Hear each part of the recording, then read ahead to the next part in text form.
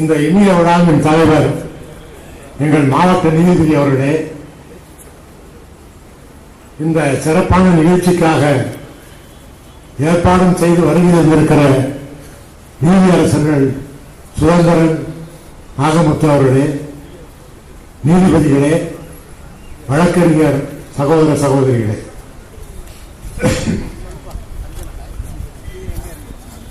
மிக விரைவாக ஒரு சிறப்பான நிகழ்ச்சியை ஏற்பாடு செய்திருக்கிறோம். இதற்கு மாவட்ட நீதிபதிக்கு நான் நன்றி சொல்ல வேண்டும். அவர்கள் உத்தரவு போடுவது போல 2 நாள் அந்த நிகழ்ச்சி நடக்க வேண்டும் என்று சொல்லி வழக்கறிஞர் சங்கத்தை செயற்படுத்தி விட்டார். எங்களுடைய யோசனை கேட்டிருந்தா நாள் ஆகிருக்கும். ஆனா அவர் பண்ணல. இன்னைக்கு நடத்தணும்னு சொல்லிட்டார். நடக்கிறது.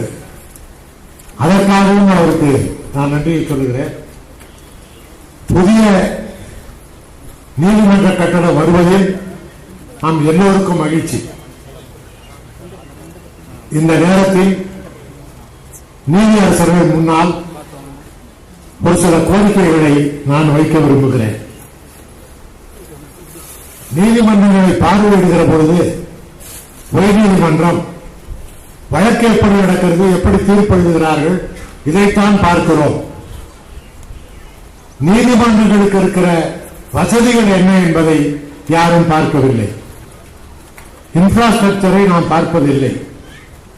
இருக்கிற கட்டிடத்திலே வழக்கு ஒழுங்காக நடக்கிறதா, தீர்ப்பு எழுதுகிறார்களா, விசாரணை நடக்கிறதா, இதை மட்டும்தான் பார்க்கிறோம். ஆனால் உண்மையில் நீதிமன்றங்கள் செயல்படக்கூடிய வசதிகள் பொதுவாக தமிழ்நாட்டில் எந்த நீதிமன்றத்துக்கும் இல்லை. நீதிமன்றத்துக்கு தேவையான மினிஸ்ட்ரியல் ஸ்டாஃப் இல்லை. காப்பி கேட்டோம்னா யாரையும் குறை சொல்ல முடியாது. காப்பிக்கு அப்ளை பண்ணா கிடைக்கவே மாட்டேங்குது. ஜெராக்ஸ் தான் கொடுக்குறாங்க. டைப்டு காப்பி கிடைக்கிறது இல்லை.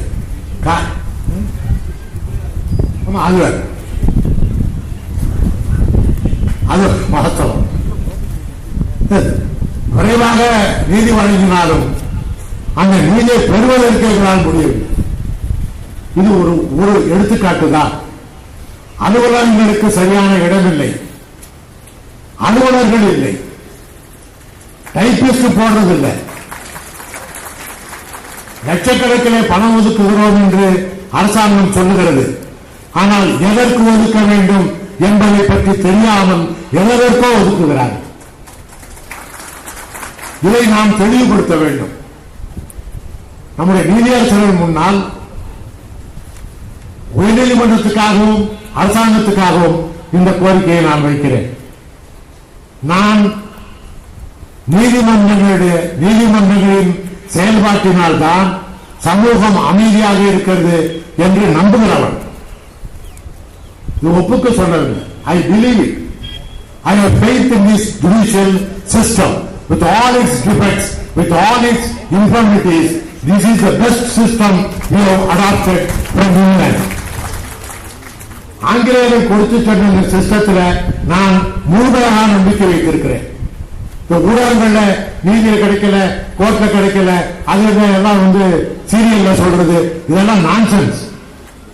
இந்த நீதிமன்றங்கள் பல்வேறு இடர்பாடுகளுக்கு இடையில் செயல்படுகிறது என்பதை நான் அறிவேன். வழக்கை போட்டுவிட்டு சாட்சிகளே கொண்டு வராமல் பிராசிக்யூஷன் நடக்கிறது. அதனால தீர்ப்பு என்ன எழுதுகிறார்கள்? உச்ச நீதிமன்றத்திலும் உயர் நீதிமன்றத்திலும் பிராசிக்யூட்டர் சரியாக நடத்தவில்லை என்று நீ விட்டுவிடாதே. உன்னுடைய கடமை சரியான நியாயத்துக்கு சாட்சிகளை சம்மன் போட்டு வாரண்ட் போட்டு அழைச்சிட்டு வா. கோர்ட்டுக்கு இந்த வேலையும் வேற. இவ்வளவு இடர்பாடுகளுக்கு இடையில் நியாயமாக இந்த சமூகம் நன்றாக நடப்பது நம்முடைய நீதிமன்றங்களால் தான்.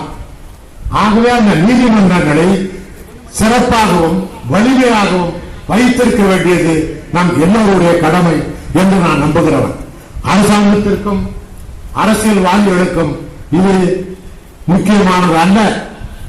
பாராளுமன்றத்திலும் சட்டமன்றத்திலும் நீதிமன்றங்களை பற்றி பேச்சு வந்தால் விவாதமே இல்லை. சட்டத்துறையில் யாரோ இருக்கிற கிளார்க் எல்லாம் சேர்ந்து ஒதுக்குகிற பட்ஜெட்டை பணம் கொடுக்கிறார்கள். இதை பற்றி விவாதமே இல்லை. யாரும் இதை பற்றி கவலைப்படுவதும் இல்லை. ஆகவே அரசாங்கம் நீதித்துறைக்கு சரியாக செலவிட வேண்டும், இன்னும் அதிகமாக செலவிட வேண்டும். இந்த நேரத்தில் ரயில்வேக்கு ஒரு தனியாக பிடபிள்யூ உண்டு. ஒவ்வொரு இடத்துக்கு பிடபிள்யூ தனியாக வச்சிருக்காங்க. என்னுடைய ஆசை என்ன என்றால், நீதித்துறைக்கு என்று ஒரு தனியான பிடபிள்யூடி உயர்நீதிமன்றத்தின் கட்டுப்பாட்டில் இருக்க வேண்டும். பட்ஜெட்ல அலாட் பண்ணும்போது அந்த பணம் ஹைகோர்ட்டுக்கு வரணும்.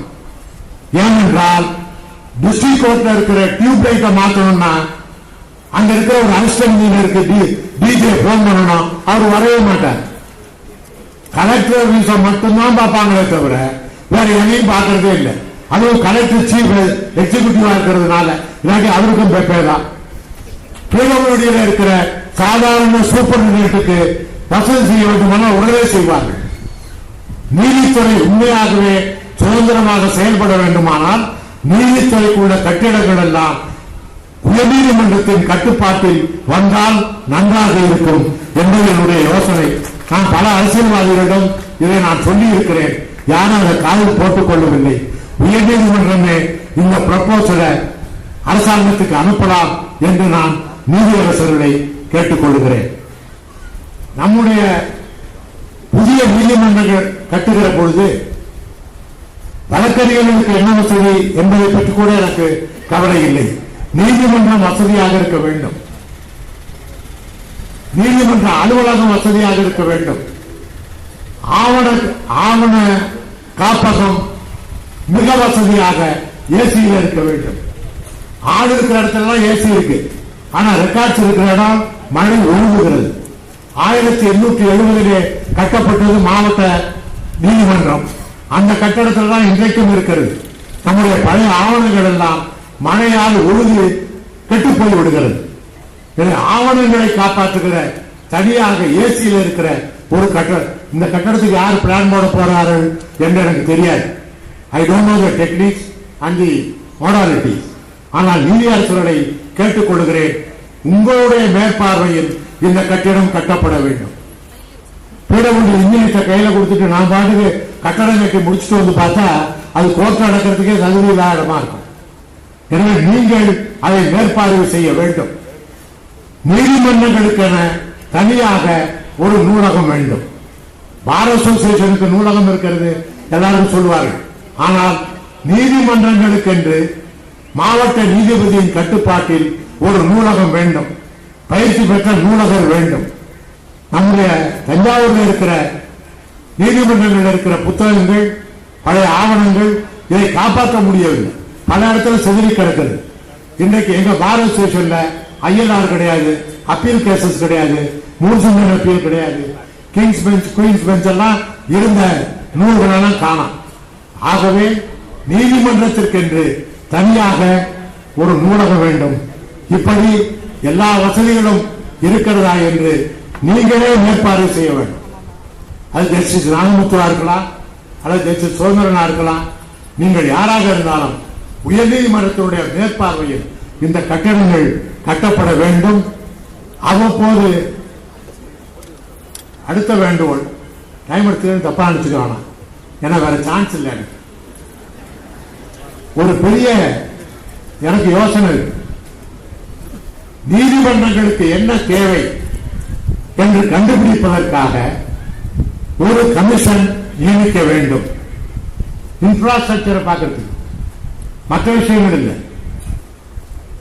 உயர்நீதிமன்ற நீதிபதி சபார்டினேட் ஜுடிஷியருடைய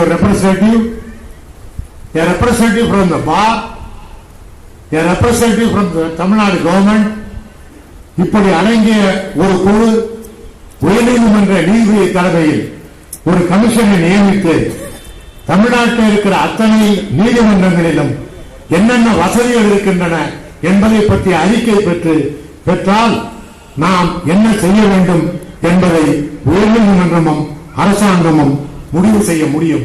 இப்படி ஒரு ஆணையத்தை நீங்கள் ஏற்படுத்த வேண்டும் என்று சொல்லி இந்த நீதிமன்றங்களை தொடங்குவதற்கு நான் நன்றியை சொல்லி விடைபெறுகிறேன். நன்றி, வணக்கம். Thank you sir.